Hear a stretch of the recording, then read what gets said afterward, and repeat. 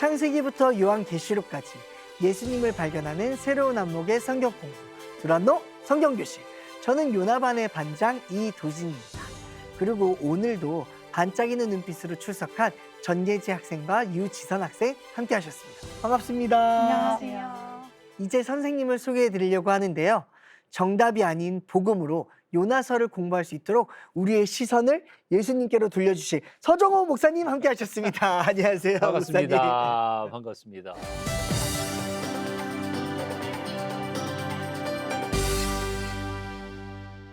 요나서 함께 공부하고 있는 서정호 목사입니다. 숙제하셨죠? 말씀 챌린지 숙제. 지난주 숙제가 어떤 거였던가요? 니느웨로 가라고 했는데 외면하는 저의 모습과 혹시 내가 피하고 싶은 니느웨, 그 니느웨를 위해서 기도하기 했었는데 어떠세요? 한 주간 동안. 사실 다 각자의 마음속에 한 군데가 있잖아요. 죄인 걸 알고 하나님을 순종하고 가야 되는 건 알지만 참 그 부분이 되게 많이 시험 드는 한 주가 됐던 것 같아요. 늘 기도는 하고 기도는 잘 되거든요, 목사님. 근데 왜 발이 안 떨어질까요? 그게 진짜 문제네. 근데 발이 안 떨어지는데 어떻게 기도가 잘 돼? 시험이 들었어요. 시험이. 요나서를 그만해야 될까? 이런 시험이 드는 한 주였습니다. 아하. 그렇게 엎어지고 자빠지면서 끝까지 가는 게 아멘. 또 하나님이 우리에게 주신 소명의 길이 아닐까 하는 생각이 아멘. 들어봅니다. 두 분의 여러분 이야기도 생각 너무 어때요? 궁금해요. 네, 저는 피하고 싶었던 관계를 놓고 기도를 했는데요. 어때요? 그 해결하려고 하기보다 아하. 그냥 제 마음을 하나님 앞에 내려놓는 기도로 한 주를 보냈습니다. 차원이 높았어요. 한 주 맞아요. 수업 너무 잘했네요. 아하. 내려놓으라, 힘 빼라. 아하. 그래요. 우리가 결심한다고 되는 건 아니니까. 그렇죠. 또 지선. 저도 사실 솔직히 말씀드리면 이제 교회에 조금 서먹한 친구가 있는데요. 요나서 강의를 듣고 사실 그 친구가 제일 먼저 얼굴이 떠오르더라고요, 목사님. 그래서 요나서를 1장부터 4장까지 읽으면서 작은 한 걸음부터 시작해보자라고 아멘. 조금 다짐이 들어서 아멘. 처음에는 이제 인사도 안 하고 서먹했는데 제가 먼저 가서 인사해주고 그리고 이제 좀 안부를 묻는 사이까지 그렇게 점점 발전해 가고 있습니다. 내가 먼저 인사했는데 그 사람이 대답을 안 해도 포기하지 말고 마음 상하지 말고 내가 할 건 다 했으니까 네. 시간이 아마 걸릴 수도 있으니까 용기를 잃지 않으셨으면 좋겠다 그런 생각이 아멘. 자, 오늘 시작하기 전에 퀴즈부터 한번 해볼까요? 퀴즈가 있나요, 목사님? 자, 첫 번째 문제. 네. 예수님은 요나의 표적을 네. 십자가의 죽음 그리고 부활과 연결시키셨다 아니다. OX 문제. 하나, 둘, 셋. 예, 뭐 우수한 학생들이 다 알고 있었죠. 뭐. 네. 두 번째 문제. 요나서가 말하는 하나님의 선교는 사명자의 순종과 자격 여부와 관계가 있다 없다. 하나, 둘, 셋. 관계가 없다. 없다. 아이고. 맞나요? 예. 오늘 끝납시다 그냥.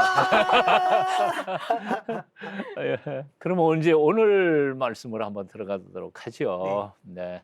요나서 오늘 말씀 1장 1절 2절입니다. 누가 한번 같이 읽어 보실까요?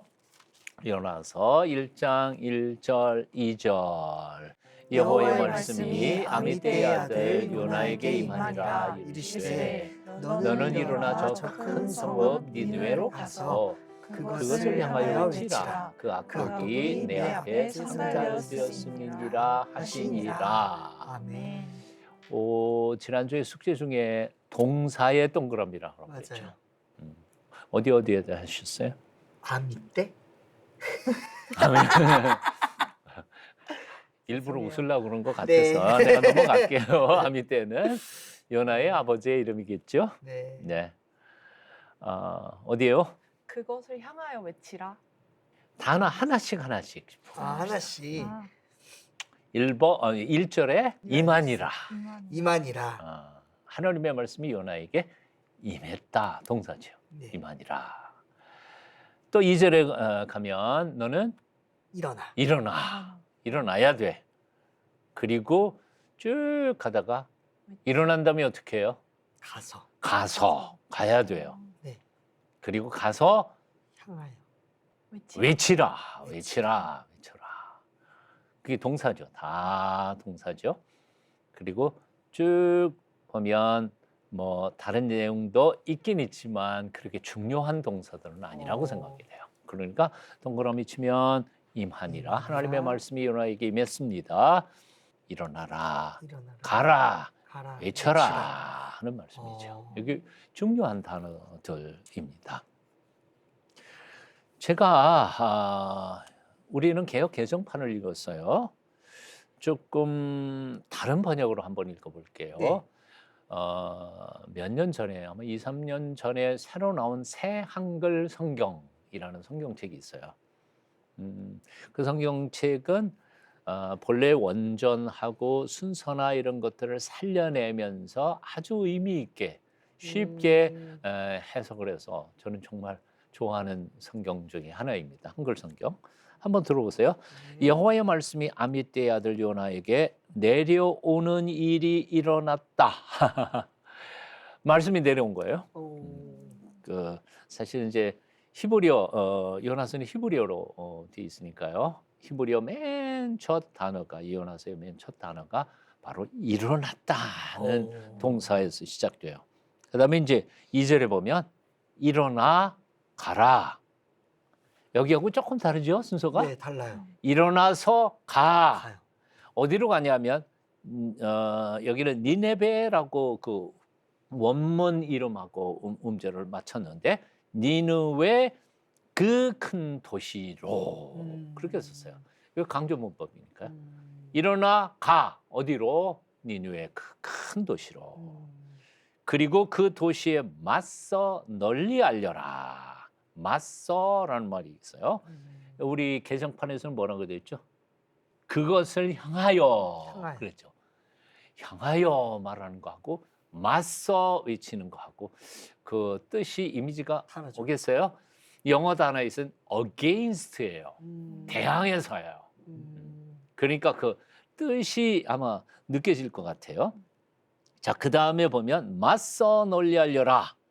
그들의 악함이 치솟아 내 앞에 다다라 있기 때문이다. 이게 상달되었다. 이게 상달이 무슨 뜻인지 잘 모르잖아요. 이게 네. 한자 말인데 상달.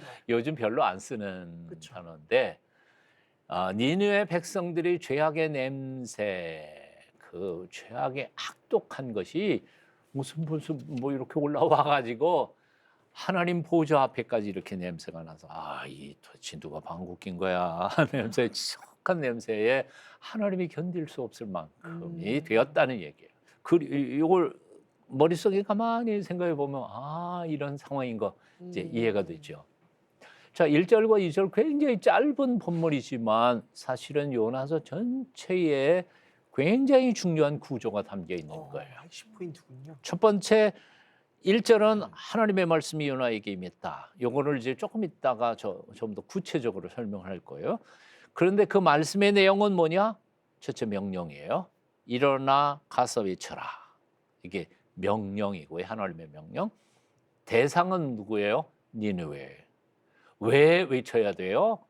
그들의 악독이 하나님 코앞에 하나님 면전에까지 올라왔으니까 도저히 공의로우신 하나님이 참으실 수 없게 된 거예요. 그래서 사건은 이제 시작되는 거지. 이게 바로 1장 1절부터 3절까지의 말씀입니다. 자, 여기서 1절의 내용부터 한번 살펴보죠. 하나님의 구원의 역사는 어디부터 시작된가? 하나님의 말씀 선언에서부터 시작된다는 거예요. 그리고 하나님의 말씀은 단순한 지식, 정보 전달이 아니에요. 하나님이 일단 말씀하셨다는 것은 그 말씀을 통해서 구속의 은총의 역사가 일어날 것을 선포하거나 명령하시는 거죠. 그러니까 하나님의 말씀이 임할 때에는 반드시 어떤 사람이 뒤집어져 바뀌든지 민족이 변화가 되든지 세상이 어떻게 방향을 달리하고 바뀌어가는 거죠. 그러니까 하나님의 말씀은 단순한 말씀이 아니에요. 세상을 바꾸는 하나님의 의도, 하나님의 뜻, 하나님의 계획이 실천되는 거죠. 아멘.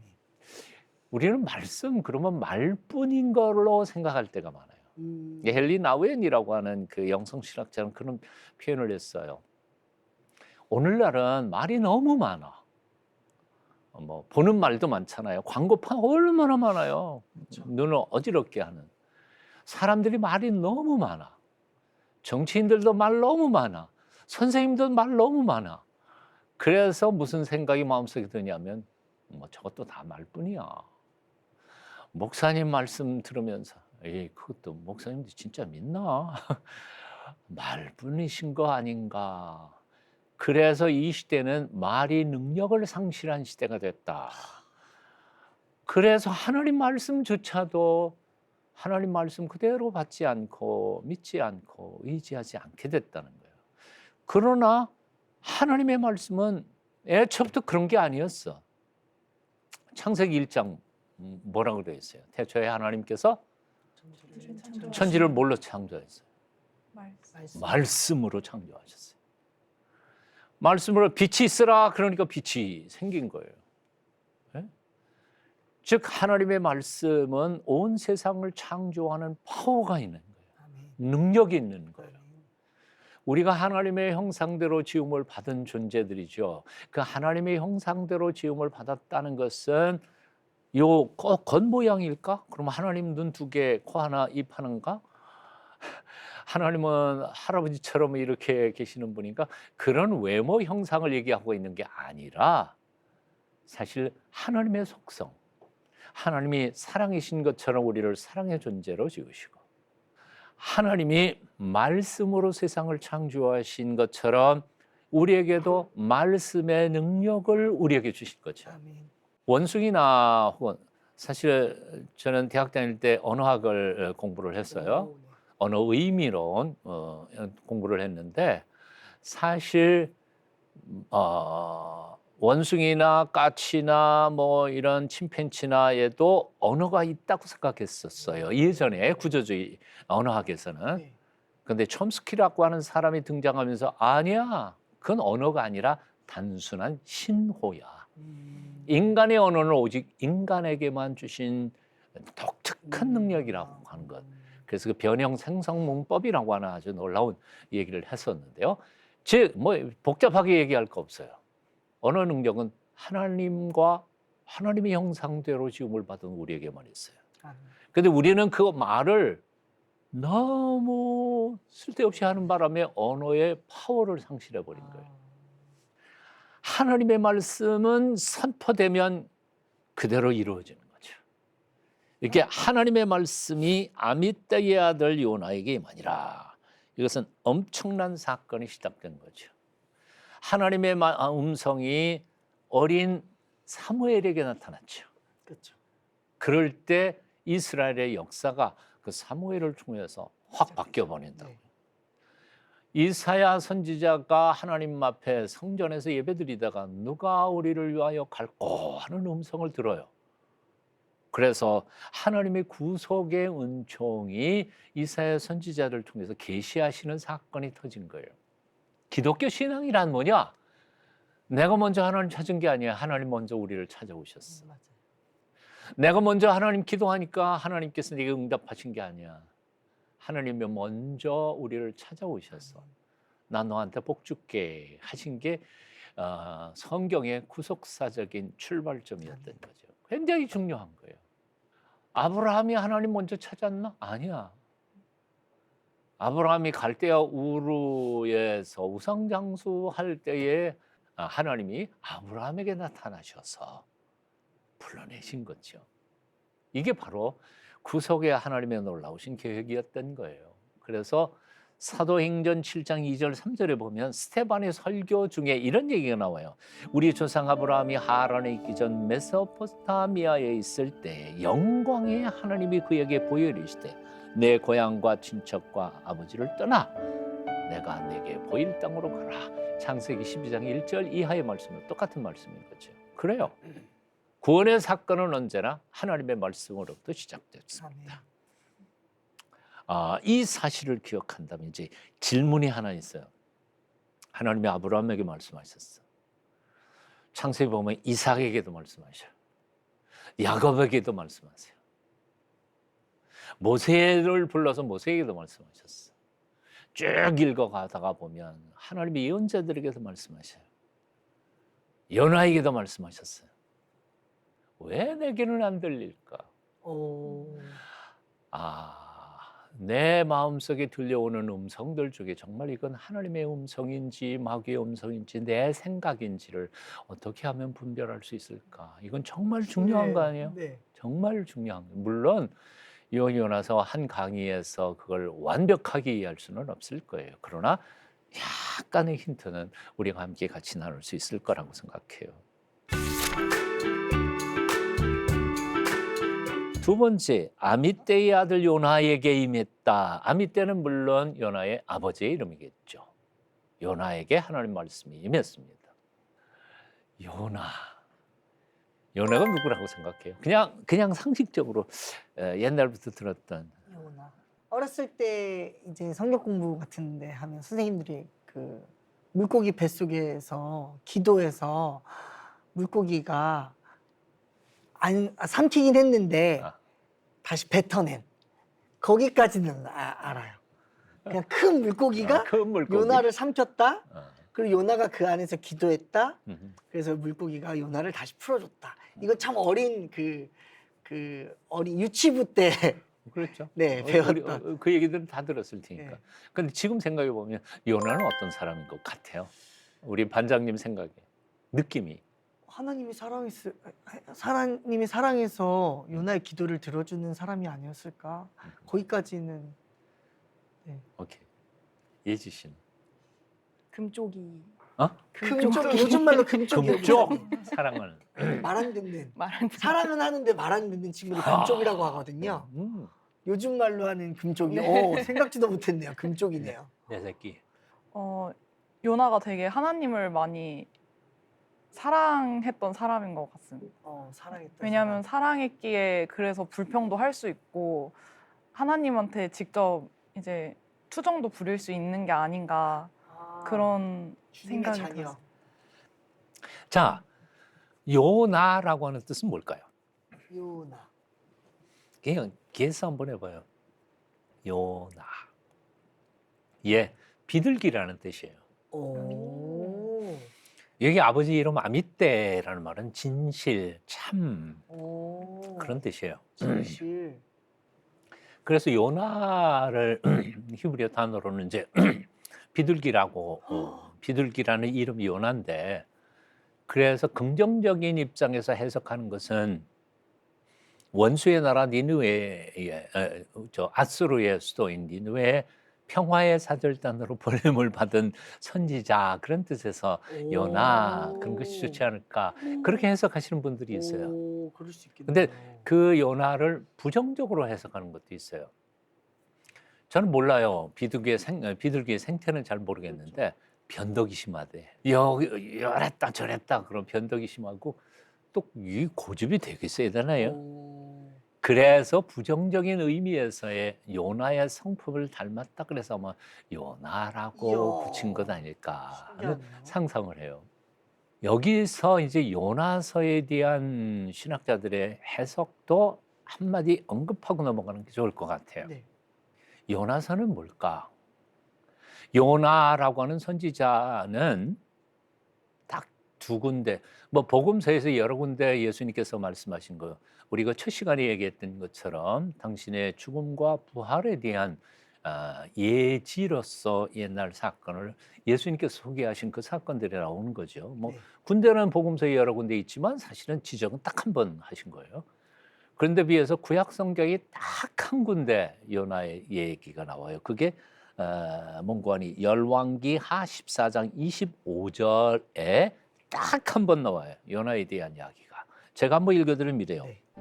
이스라엘의 하나님 여호와께서 그의 종 가드헤벳 아미떼의 아들 선지자 요나를 통하여 하신 말씀과 같이 여로보암이 이스라엘 영토를 회복하되 하맛 어구에서부터 아라바 바다까지 하였으니.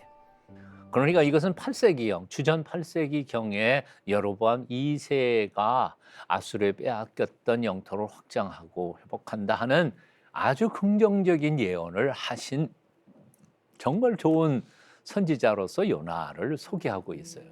근데 이거 빼놓고는 아무 데도 없어. 요나에 대한 힌트도 없고 기록도 없고. 그래서 할 수 없이 요나서를 연구하고 공부하는 사람들은 다 추정할 수밖에 없어요. 그래서 아까 얘기했던 것처럼 요나가 그래도 평화의 사절단으로 하나님이 보내주신 비둘기 같은 사람이 아닐까 이렇게 긍정적으로 해석도 하지만 이 요나의 이 고집불통의 모습을 보면서 이렇게 왔다 갔다 하는 부정적인 이미지로 하기도 하고 과연 이 요나서를 누가 썼을까 하는 상상도 해요. 누가 썼는지 몰라. 아무도 몰라요. 근데 요나가 썼을까? 그럴 것 같지는 않아요. 그렇죠. 그리고 주전 8세기 경에 이 요나가 활동했던 시기인데 과연 그때 썼을까 하는 생각들을 신학자들은 의심하면서 아마도 그 이후에 이제 주전은 거꾸로 내려가잖아요. 8세기, 7세기, 6세기 그래가지고 주전 4세기에서 8세기 사이에 어떤 사람들이 이 요나에 대한 기록을 이렇게 쓴 것이 아닐까. 그것이 사실이다 아니다 하는 것들 둘째 쳐놓고 그렇게 썼다고 생각하는 거예요. 그리고 어떤 사람들은 이건 사실은 역사적 사실은 아닌데 신화처럼 요나를 등장시켜서 빗대서 마치 연극의 한 편처럼 만들어가면서 그때 8세기에서 4세기 사이에 있었던 편협한 유대주의자들, 유대인들, 이방 사람들을 다 저주받은 민족이라고 생각했던 사람들을 교육하기 위해서 하나님께서 경고장으로 써주신 것이 아닐까 그렇게 해석하는 수도 있어요. 결론 내면 그런 거예요. 뭐가 옳은지는 아무도 몰라. 하지만 예수님께서 이 요나의 표적을 거론하신 것으로 봐서 역사적 사실에 대해서 부인한다는 것은 우리는 좀 문제가 있다고 생각이 들어요. 이 요나서에서 나온 아주 재미있는 동화라고 그럴까 하는 게 하나 있죠. 뭐예요? 혹시 알아요? 아니요. 물고기 뱃속에 들어갔다가 나온 사람 이야기. 피노키오.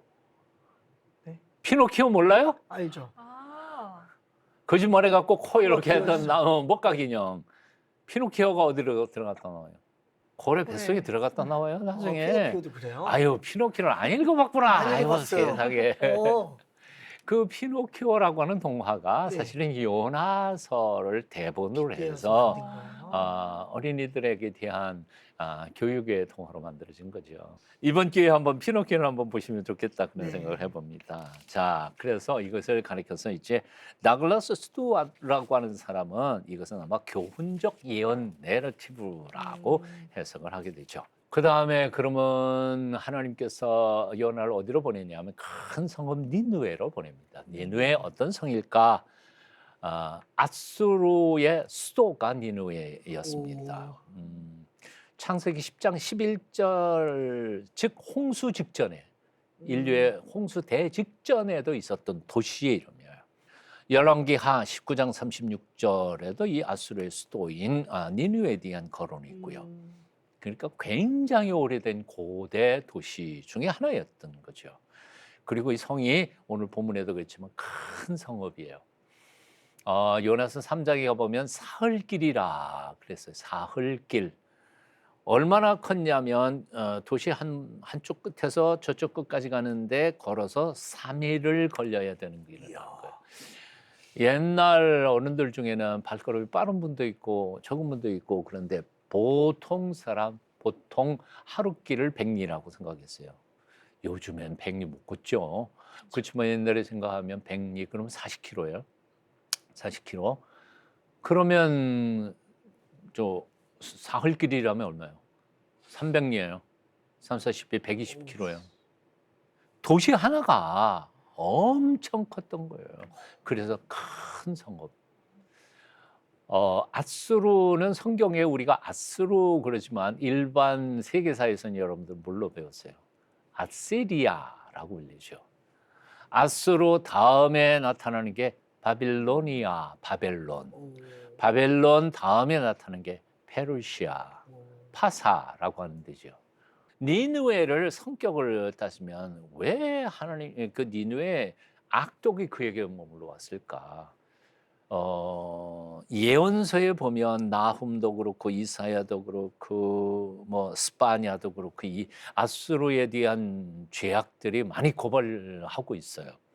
특별히 이사야서 10장 12절 이하에 보면 아수르 왕은 아주 교만하다고 우리가 최고라고 생각했던 거예요. 교만이 하나님 보시기에 마음에 안 들었던 거예요.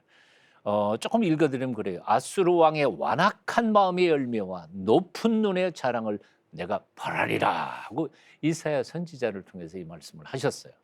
나훔서 3장 1절에 보면 화 있을진저 피의 성이여 그리고 쭉 얘기하다가 읽어보면 얼마나 잔혹했던지 점령한 다음에 애들을 그냥 둘러 맺혀서 벽에다가 머리가 깨지고 부서지게 만드는 그런 잔혹한 일들을 너무 많이 했던 게 바로 아수르였던 거예요.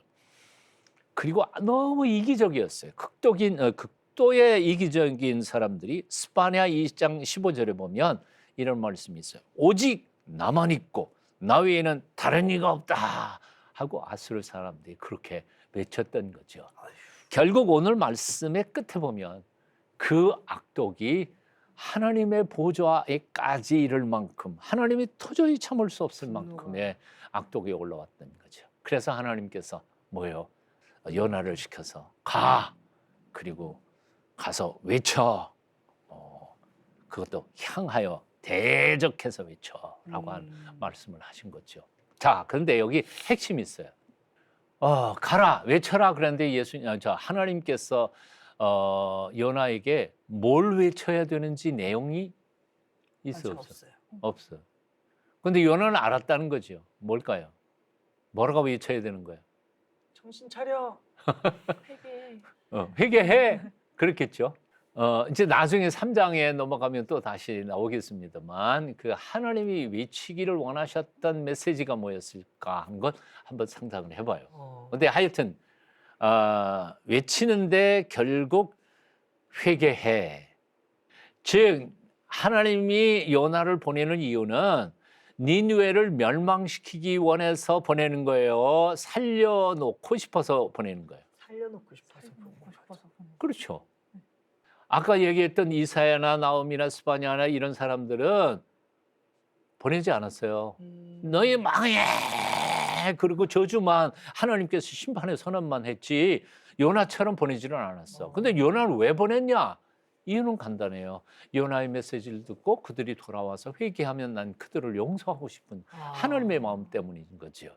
그래서 요나서의 핵심은 뭔가 하니 멸망의 선언이 아니고 돌아오라고 하는 초청장이었다는 것을 기억해야 된다는 거죠. 악독이 내 앞에 이르렀다 하는 말씀을 통해서 우리는 하나님의 어떤 모습을 발견하게 되냐면 하나님은 누구신가 하는 거예요. 하나님은 당신을 믿는 백성들에게만 관심을 가지신 분이신가? 아니면 세상 모든 이들에게 대하여 관심을 가지신 분이신가 하는 거죠. 어때요? 하나님 어떤 분이세요? 온 천지 우주 만물을 지으셨어요. 아멘. 교회 안에 있는 예수 믿는 사람들에게만 관심 가지신 분이 아니다 그거예요. 하나님은 이방 사람들이 죄를 지을 때 그것을 도저히 참을 수 없으셔서 매를 드실 수 있는 분이세요.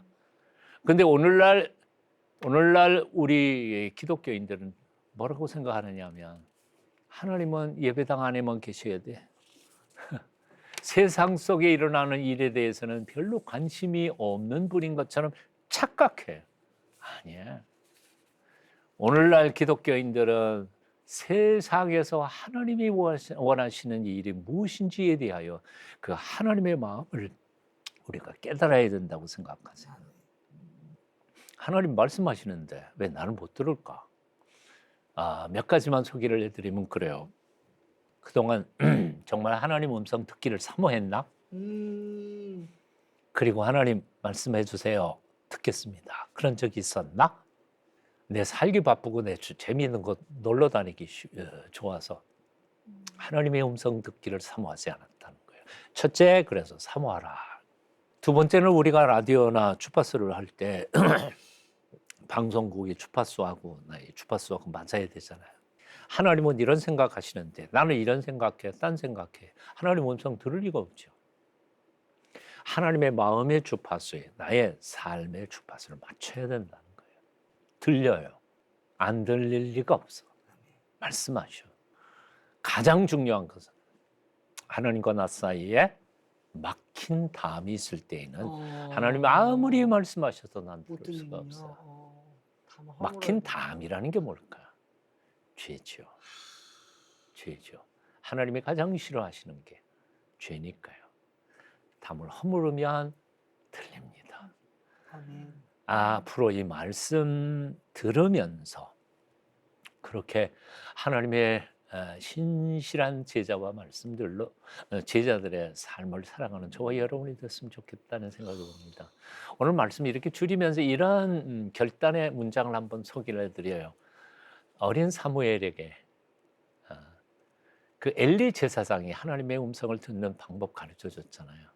하나님의 음성을 들었어요. 사무엘아, 사무엘아. 그러니까 처음 듣는 소리니까 엘리 제사장이 부른 줄 알고 가가지고 저 부르셨어요? 그랬더니 엘리 제사장이 아니다, 나 안 불렀다. 가라 자라.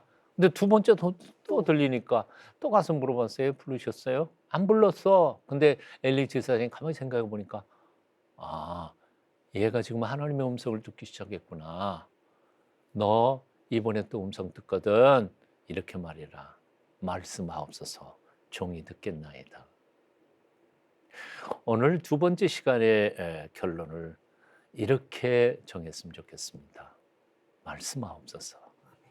종이 듣겠습니다. 그런 결단으로 나아갔으면 좋겠다는 생각이 듭니다. 자, 나라면 어떻게 할까? 만약에 하나님께서 내가 안주했던 자리에서 일어나서 가고 싶지 않은 낯선 곳으로 향해 가라고 명령하신다면 나는 어떻게 할까? 주저하지 않고 순종할 수 있을까? 없을까? 일단 저는 아까 목사님이 말씀하셨던 벽이 있어가지고요. 하나님하고 나하고? 네, 그 벽부터 허물어야 될 것 같아요. 그래야 그 음성을 순종할 수 있을 것 같다는 생각이 들었어요.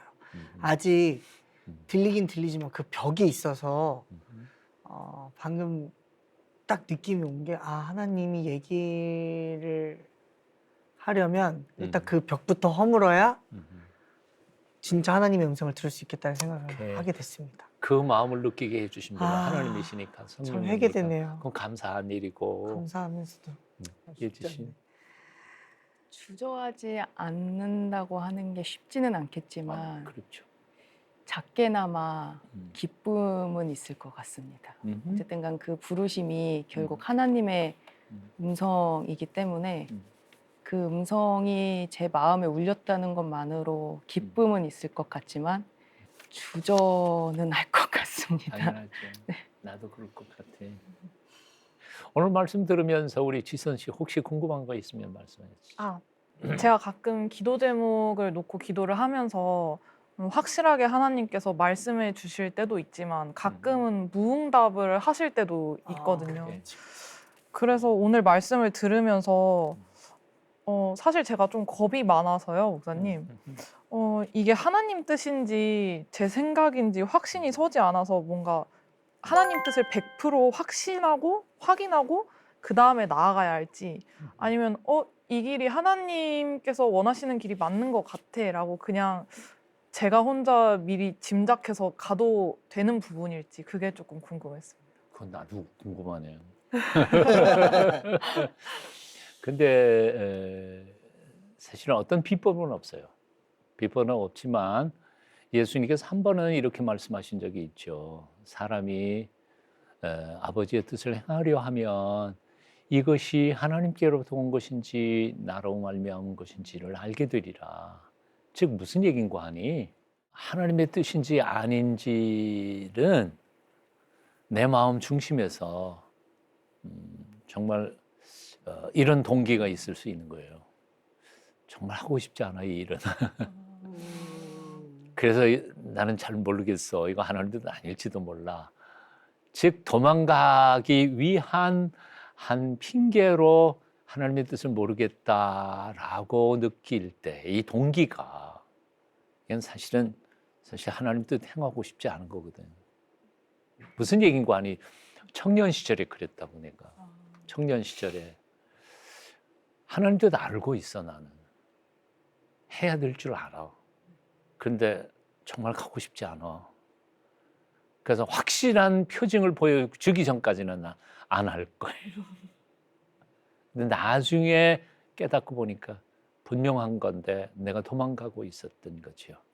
그러니까 그것만 조심한다면 하나님의 뜻이라면 주님께서 말씀하셨던 것처럼 하나님의 뜻은 분명히 깨달을 수 있게 될 거라는 생각이 들고요. 또한 거기에 몇 가지 표지가 있죠. 하나님 뜻을 아는 것. 첫째는 성경 말씀. 성경이 분명히 아니다, 기다. 그리고 분명히 얘기했는데도 성경에 무지해서 이게 하나님 뜻인지 아닌지 모를 수가 있어요. 그래서 그것이 내가 성경 도서관이니까 나보다 성경을 조금 더 알고 있는 목사님이나 아니면 선배들에게 그래서 이렇게 멘토가 필요한 것이기도 하고요. 또 두 번째는 아까도 그랬잖아요. 말씀하신다 그랬잖아요. 하나님 앞에 하나님 알려주세요. 갈까요 말까요? 그것은 기도하면서 마음속에 들려주시는 주님의 음성을 듣도록 노력해 보시는 게 중요할 거라고 생각해요. 또 예지 씨. 사람과의 관계가 이제 너무 힘들어서 피하고 싶을 때 이것이 요나처럼 도망치는 것은 아닌지 아니면 꼭 반드시 가야 할 니느웨는 아닌지를 어떤 기준에서 분별해야 할지 궁금합니다. 계속 기준에 지난 시간에도 기준, 이번 시간에도 기준. 근데 우리는 사실 그래요. 이런 기준, 어떤 룰 이런 것들을 자꾸 만들려고 하는데 사실은 그 룰 기준을 만드는 것은 율법 학자들이고 또한 바리새인들이죠. 행동에 어떤 분명한 목표를 해야 되는데 사실 성경은 그런 기준이나 이런 것들을 예시하고 계시지 않아요. 하나님이 기준이시기 때문에. 그러니까 똑같은 케이스죠. 지금 이 인간관계에 있어서 어려움을 내가 가서 화해를 할 것인지 아니면 화해해도 그 사람이 받아들여주지 않는데 계속 할 것인지 아닌지 이것은 매 순간 주님 바라보면서 십자가 예수님을 바라보면서 내 속을 들여다보면서 내가 도망가고 싶어서 핑계대고 있는 것은 아닌가, 내가 정말 주님의 말씀대로 순종하기를 원하는가 하는 역동적인 성령님의 인도하심과 나의 그 마음을 함께 조화를 시켜가면서 매 순간 성령께서 인도하시는 대로 살면 되는 거죠. 그런데 그게 말은 이렇게 쉽지는 않은 거예요. 왜냐하면 내가 분명히 사과했는데도 나하고 화해하고 싶지 않아 하는 사람들도 있어요. 그러니까 그럴 때에는 이제 상담가들은 그렇게 말하죠.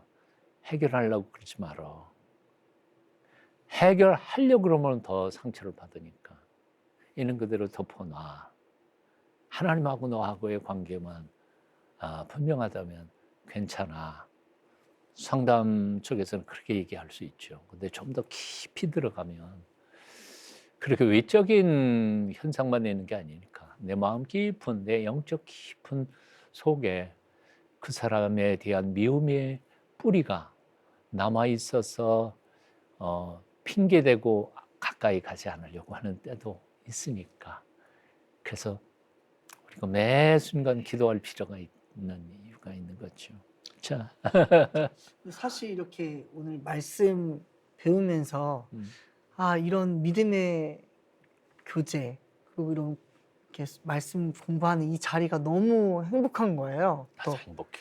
그래서 사실 이런 자리가 계속 있었으면 좋겠다. 여기만 있으면 사실 사탄이 그렇게 공격할 이유가 많이 없거든요. 여기서 공부하다 보면. 근데 바로 이 공부가 끝나자마자 밖으로 나가자마자 두려움과 미움과 복음의 선포를 해야 되는 자리로 늘 가잖아요. 그럴 때마다 계속 무너지지 않는 또 오늘 말씀 배운 거를 빗대어서 두려운 사람과 미워하는 사람에게도 순종할 수 있는 이도진이 되어야 되겠다 이런 생각을 오늘 하게 된 것 같습니다. 오늘도 그 깊은 요나서 알려주셔서 너무너무 감사합니다. 아이고 고맙습니다. 감사합니다. 반갑습니다.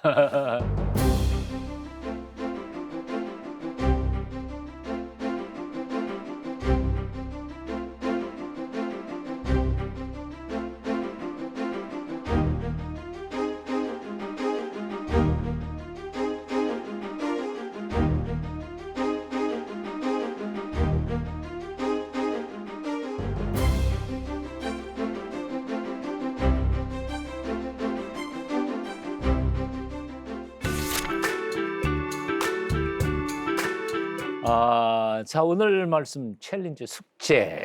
챌린지 숙제 이게 참 제일 두려워요. 아니 뭐 여기는 정답이 없으니까 정말? 자신의 최선만 하면 된다고 생각이 드니까 숙제는 뭘까요? 내게 말씀하시는 하나님의 음성 들어보려고 노력하고 그것을 또 듣기 위해서 순종하는 거 한 주간 동안 한번 연습해 보는 게 어떨까 하는 생각이 듭니다. 한 주 동안 한번 잘 임해보겠습니다, 목사님. 네. 시청자 여러분도 잘 보셨죠? 여러분도 숙제 한번 해보십시오. 이제까지 하나님의 음성 듣기를 원했지만 그런 경험이 없었던 분들도 겸손하게 마음을 열고 주님의 음성 듣기를 사모하는 마음으로 한번 간구해 보십시오. 하나님 분명히 말씀하실 겁니다. 들으시고 새임 용기 얻으실 겁니다. 창세기부터 요한계시록까지 예수님을 발견하는 새로운 안목의 성경 공부 두란노 성경교실 하나님의 말씀을 기대하며 다음 수업도 꼭 출석해 주시길 바라겠습니다. 자, 그럼 다음 시간에 만나요.